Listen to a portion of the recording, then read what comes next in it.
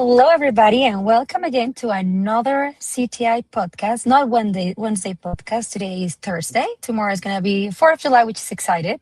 And we're also more excited. We have Aaron Davies here.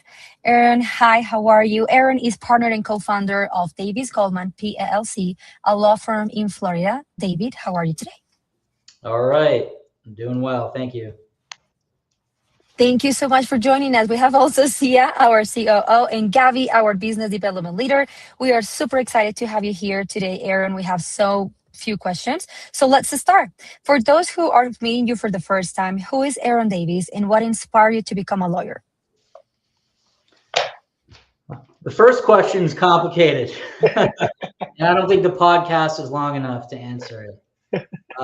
What inspired me to become a lawyer?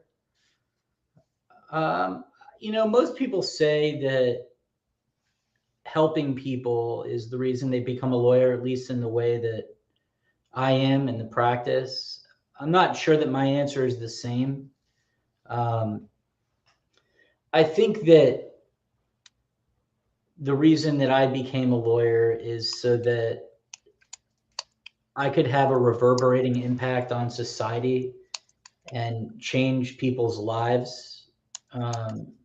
Having represented corporations in the past, I recognize that the practice of law is generally very pigeonholed to corporations and lawyers that just want to make money. And it's very much a path that's well charted. And I wanted to create a different path in this business because I think it's gone stale over a long period of time.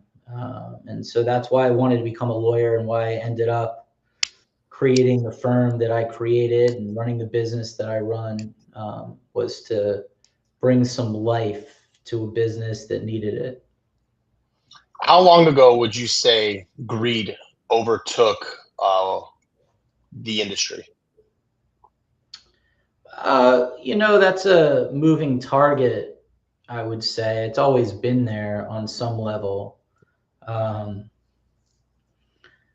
So I think greed's always been a part. What I think has changed over time is with AI and big law and the way that firms charge clients, there's a disconnect between how businesses are looking for representation, which has turned into an excuse for just sort of covering your butt, which is what a lot of big corporations want to do without actually analyzing the work. And the law firms that represent them are trying to cover themselves and bill as much time as possible and provide an excuse for why they actually provided a service without, one, providing the service they need to provide, and two, ever understanding the business of the company they represent. I think we're in a weird stage now of the industry where you just need to work, not to actually do the thing that most benefits your client. I see it a lot. Lawyers take on cases and they look at them like opportunities to make money that's finite, and then they'll jump to another case. It's almost like I don't know if you're old or young enough to remember the original Super Mario Brothers, and that Mario jumps down that green tube into that room and you grab as many coins as possible. Yeah. That's what the practice of law has turned into, is that if you can picture that little scene from the game, and it didn't used to be that way. Mm-hmm. It was trying to get to the end and to produce something positive along the way, and making money was a byproduct, not the goal. Not the goal. Yeah. So Aaron, I'm 100% with you, and I don't want to limit that to just the legal industry. Like right now, we're in the we're in the midst of an acquisition right now, and we're dealing with the attorneys, we're dealing with CPAs, we're dealing with accountants, and I feel like they're just trying to milk us for every hour they can get, and we're not even 100% sure if they're doing what's in our best interest, or we're not even sure if they know what they're looking for. I feel like they're just trying to bill us. And because of that, it kind of made me reflect on something that I thought to myself a long time ago. anybody that gets to do business with me, they're lucky, because I don't care about the money. The money's gonna come. They're going to get exactly what they need because I understand their business. And from everything you're saying, I feel like you're very on board. I don't want to put words in your mouth, but where would you stand on a statement like that? Would you feel like any and all of your clients are lucky to have you representing them? I do, and I try to make that known in a humble way. I don't want somebody to think that they're lucky enough to have somebody who's arrogant about his abilities, but that they're lucky enough to have somebody that cares enough to do a good job. Yeah. And so in that respect, yes, I feel that our clients are fortunate, without suggesting that we always have the right answers or that we will win every single case. If anybody tells you that as a lawyer, you should run the other way, because that's not the type of business this is. And I know Aleja's going to want to pivot in a second, but before she does, you brought something up about how the industry, this is like become like almost common practice across the board, where everybody's just trying to milk the hour, milk an hour, milk another time slot, and everybody's like all CYA. If you were in charge of the overall legal structure, what would you change to make it so that the client is in the best position, where it's not all about money, it's more all about the service that you're receiving? Well, what position am I in? Am I in the position of the client, where I'm making decisions for the client? You are a genie. I'll put it this way: you are the genie, and I'm making the wish of how do I fix what's going on in the legal world right now, to where I know I'm going to get the best representation and money is secondary. Yeah.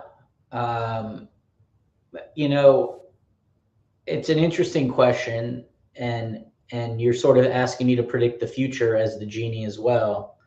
I think some of that has actually already happened. I think AI has been the genie in a lot of respects, and there's this weird temporary phase where law firms are trying to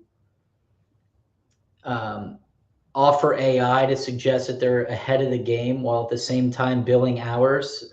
So they do it under the guise of, we're supervising the AI, which I think is nonsense. Mm-hmm. If I was the genie,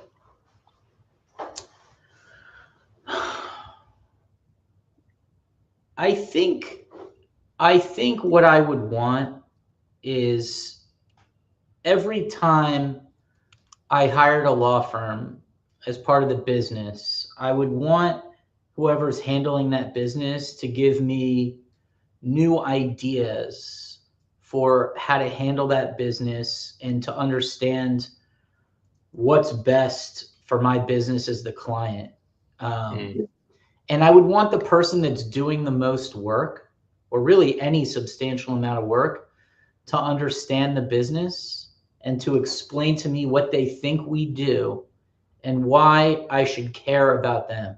They need to explain, like, why are you here? If I don't know you, why are you billing on my file? Like, I'm not paying initials. I don't know what your initials are. I just don't care. What I need is a result.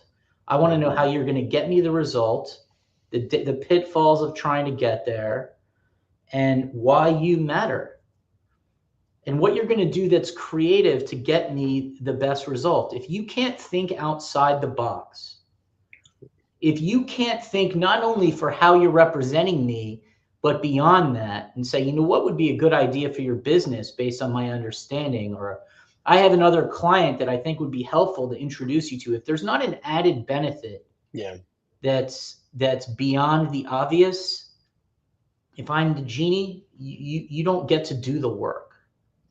You don't get to do it. If you're not making introductions to the company you're representing, you don't get to do the work. And even, I don't care if that's not within your scope of work. It's telling, if you're not doing things like that, how much you actually care. It's not that it's what you need to be doing in your work. It's that it evidences what matters to you. And what matters to you has to be more than the time that you're billing. And if it doesn't, you're fired. You're fired. Aaron, let's get away from the courtroom for a moment. And I have a question. If I ask your team to describe you in one word, what do you think they will say? My team at my own law firm? Yeah. Or the ones that you have in general? Well, I guess it depends. This is a committee meeting of my whole firm, or my partner Jason, for example, who's my good friend and runs the business with me. He would give a different answer than some of the employees of the firm, probably. So I guess if they had a meeting among everybody at the firm, and then somebody came out of the room as the foreperson for all the employees, and they had to say one word to describe me, maybe creative. Really? Maybe creative. Nice. That's not what they would say about me. Not at all. I don't. Mine would start with an A and I think end with a hole. So yours is far better. Yours is a way better answer than mine is. So that's awesome. Aaron, let's talk about green flags and red flags. What are some red flags when people should watch for when choosing an attorney or a law firm? Red flags? Mm-hmm.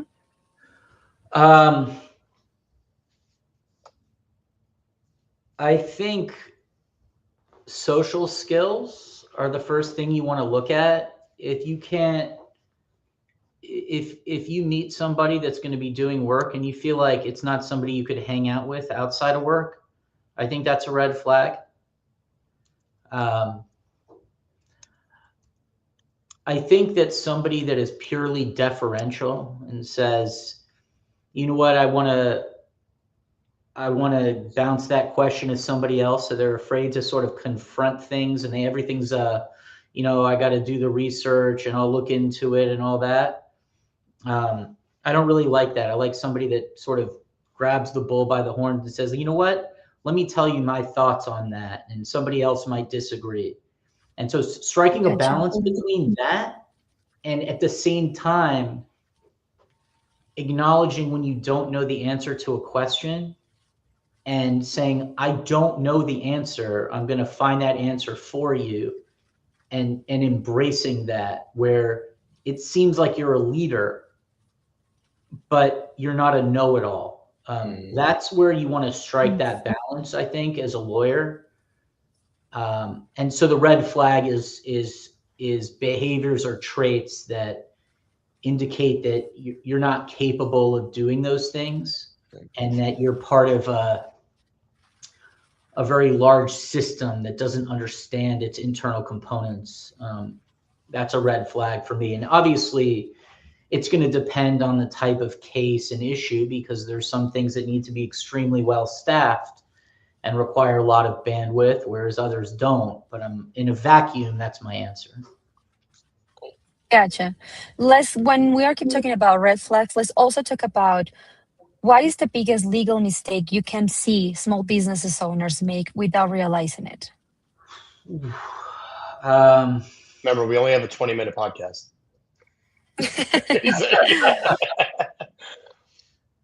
I don't know, delay, since Zia is going to say that.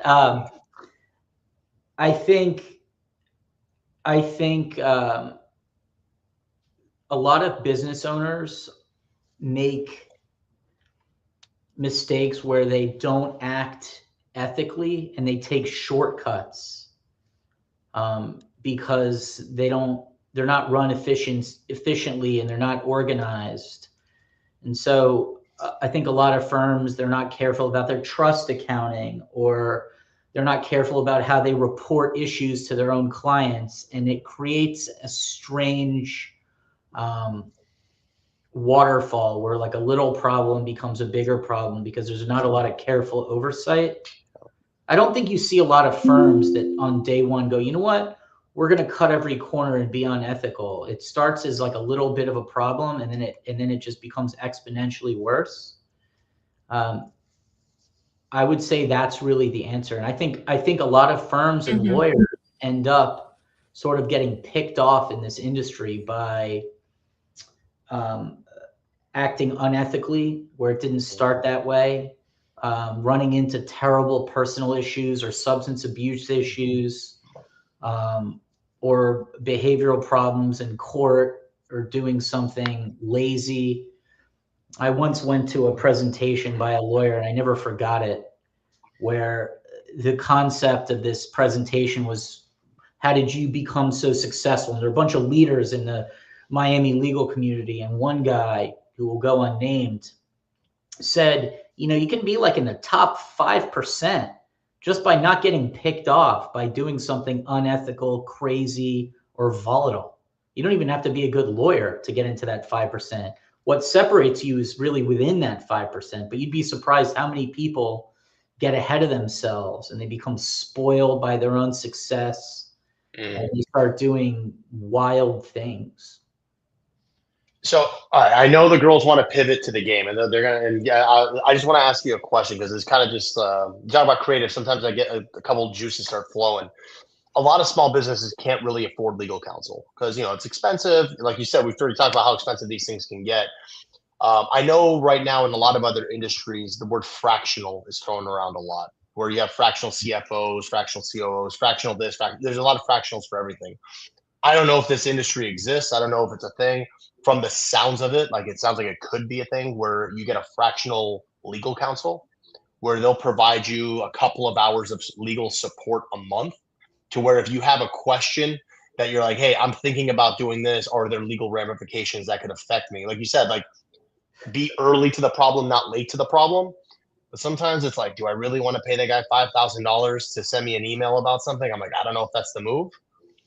So my question for you would be, do you see, or first of all, is there, and if there isn't, do you see a sub-industry in the legal field where a fractional legal counsel would have a strong play in the small business community?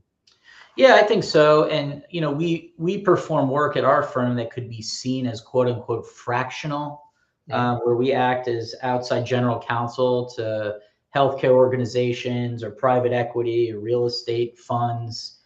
I do think that you have to be really careful. I think the right fractional counsel, as you call it, is one that you would retain to kind of quarterback things or see things at a very high level.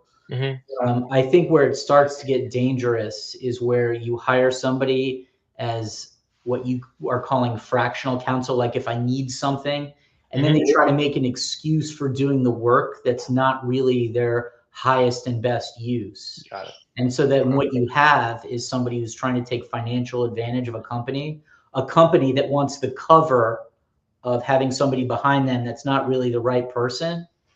And then what you have instead of fractional work is fractional loyalty. And that's not what you're looking for. Makes sense. Makes sense. Yeah, I'm just thinking because like right now, before we do anything, I mean, I think every company's gotten to the point now to where like if a contract comes in, before we sign it, the first thing we do is throw in the chat.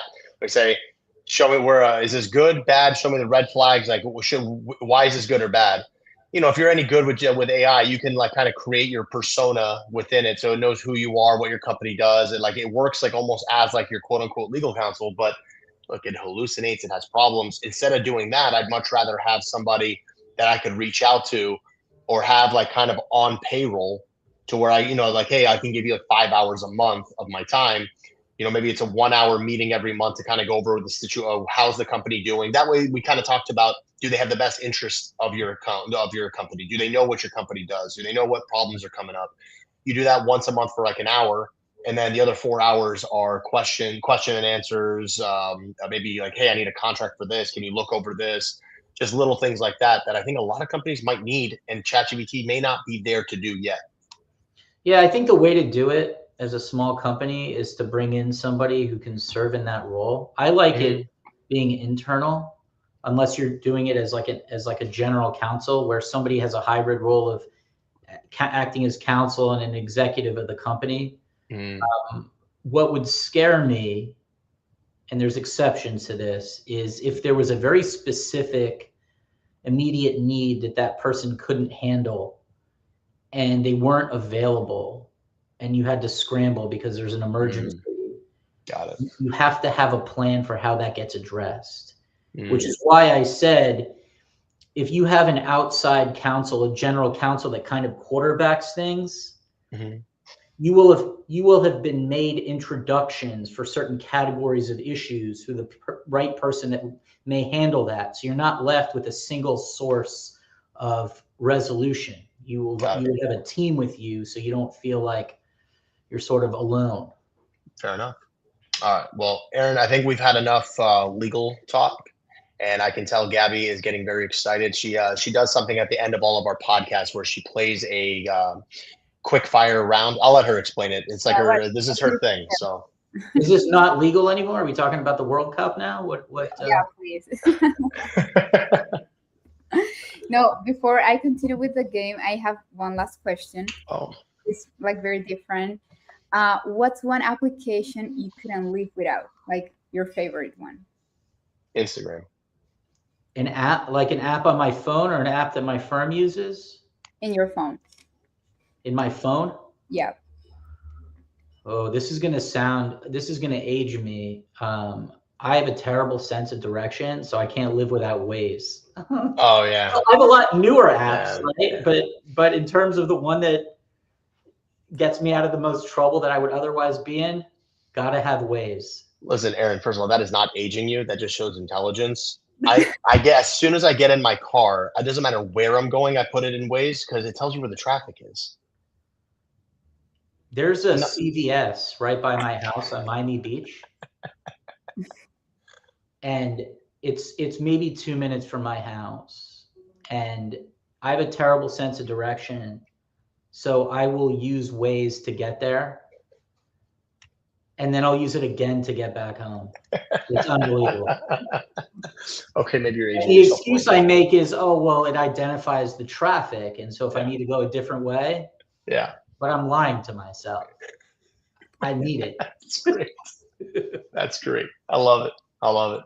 And Lucia, which one? Which application? Don't lie. My kid makes fun of me all the time. I love FaceTime. I love FaceTime. Same face she gives me. She's, oh, Dad, FaceTime. You're such a loser. I don't know what it is. I just love FaceTime. So you call all day? Yeah. If I talk to my sister, family, anybody that I find close to me, I prefer to FaceTime them. Good. Me too. That's good. Okay. So our game, before we end. So, Aaron, what do you prefer? Book or podcast? Is this a rapid fire? Okay, I'm going to do this, but is this rapid fire answer like black, white, grilled cheese, or turkey sandwich? That's the one.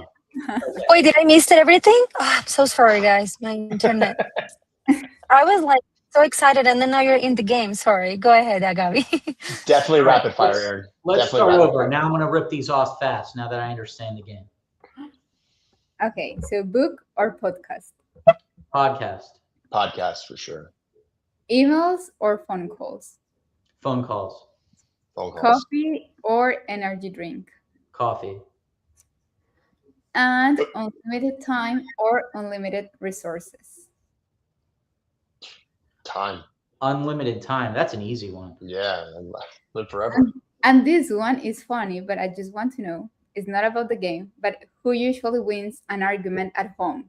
You or your wife? I've never won. See, I think that's a poorly worded question. Like, I'll win. I'm right, but she wins. Does that make sense? Which is why I answered the way I did. Yeah, they're all it's like your question is watching the podcast. Right. Your question isn't who is right. Your question is who wins. Yeah, it's awful. Awful. Aaron, did you already were asked about a book that it really changed or impact your life? I don't know that I wasn't asked that. I can't think of one off the top of my head that changed my life. I read a lot of books about like smart investing and the business world, so I can't give you one because I think what's in my head is just a combination of things that I've read. I don't have like most people, I don't have a single book that I could tell you it changed my life. So. Fair enough. That's okay. And then I had another question because you mentioned AI before I let you guys go. What do you think about AI is going to change the law firms in general? Oh. I probably get asked this question once a week minimum, if not more. I think AI is going to change law firms tremendously. I think it's going to cut out a lot of lesser experienced lawyers, young lawyers, whose role would otherwise be to do regular tasks that don't require a lot of abstract thought. I think it will reduce the amount of staffing needs, but it will also change the type of staffing needs that firms have. I think a lot of the legal practice will go in-house. I think that, and I'll give you an example of some of these things, and I know that I don't know how much time we have left, but like, for example, we're using an app now for medical malpractice cases that will absorb the data that we'll get from medical records, provide an illustration of actually what's going on inside somebody's body, summarize the records, develop a liability theory in different categories, suggest the type of expert we may want, and then draft preliminary motions for evidence that we may want to seek to exclude years later at trial. So a lot of that stuff is that's things that you would have staff or young lawyers to do, and you always have to check it. There's no world in which you can rely on the AI, but it gives you such a huge jump start on the practice of law. And I think that a lot of corporations, insurance companies, Fortune 500 companies are a little bit slower to adapt, or I should say to adopt it, because nobody wants to be like that guinea pig that gets pinched for failing or for using an AI hallucination. But that day is coming where the AI gets adopted by everybody, and it starts really, really reducing the workforce. As everybody said, or everybody says, where the workforce becomes more people that are using their hands, more labor-intensive jobs that AI can't perform. And I think the legal industry is somewhere in the middle.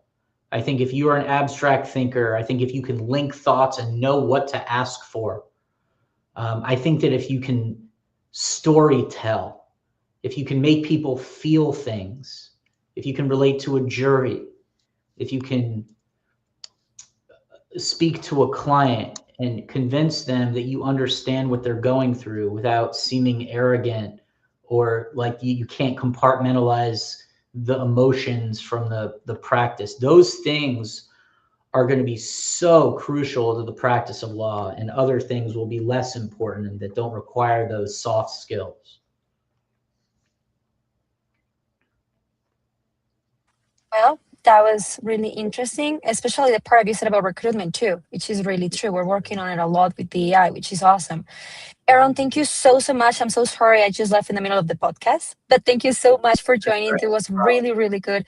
Thank you guys for joining. We have more podcasts coming soon. Don't forget to comment, repost, relike. And then if you want to follow Aaron, he is on LinkedIn as well. Please follow his law firm and stay tuned for more podcasts coming soon. Thank you so much, guys, for joining today.